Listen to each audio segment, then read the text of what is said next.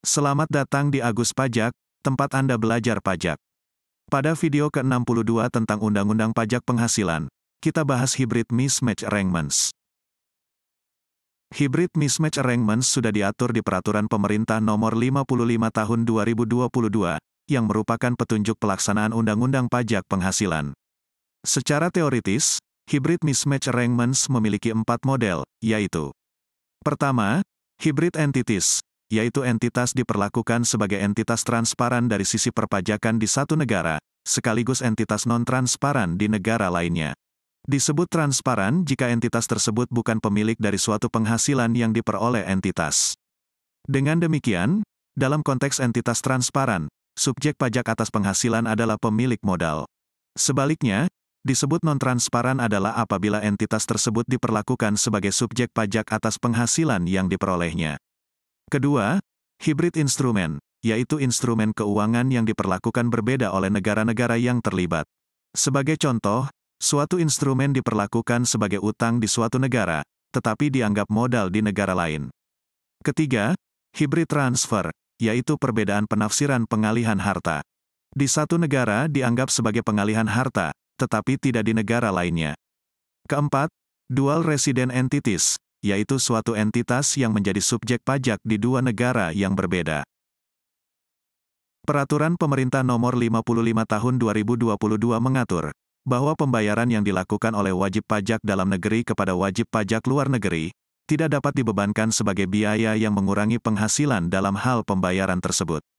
Pertama, tidak diperhitungkan sebagai penghasilan wajib pajak luar negeri yang dikenai pajak di negara atau yurisdiksi di mana wajib pajak luar negeri tersebut berdomisili, atau kedua, dibebankan sebagai pengurang penghasilan wajib pajak luar negeri di negara atau yurisdiksi, di mana wajib pajak luar negeri tersebut berdomisili.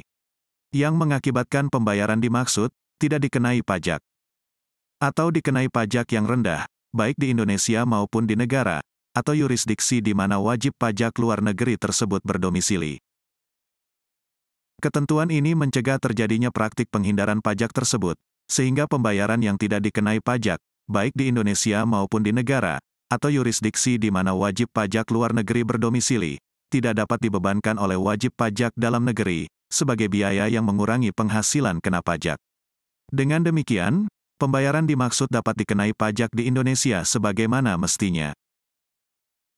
Sebagai contoh, misalnya convertible bond, di Indonesia dianggap sebagai utang sehingga pembayaran bunganya dapat dikurangkan dari penghasilan. Sementara itu, di negara lainnya, convertible bond dapat dianggap sebagai modal sehingga penghasilan yang diterima dari modal tersebut akan diperlakukan sebagai dividen. Jika negara tersebut tidak mengenakan pajak penghasilan atas dividen tersebut, maka wajib pajak dalam hal ini dapat memperoleh manfaat pajak berupa pengurangan biaya atas pembayaran bunga dan pengecualian pajak atas dividen. Jika terjadi hal demikian, maka penghasilan yang dikecualikan dari pengenaan pajak di negara lainnya atas suatu hybrid instrumen, atau hybrid entity, pembayaran dari Indonesia tersebut tidak dapat dikurangkan dari penghasilan. Terima kasih sudah menonton video Agus Pajak. Agus Pajak adalah tempat belajar perpajakan, bahkan bagi pemula sekalipun dapat belajar perpajakan dengan mudah. Semoga Anda dapat memahami dengan mudah. Selain belajar melalui video, laman aguspajak.com juga menyediakan tulisan tentang perpajakan.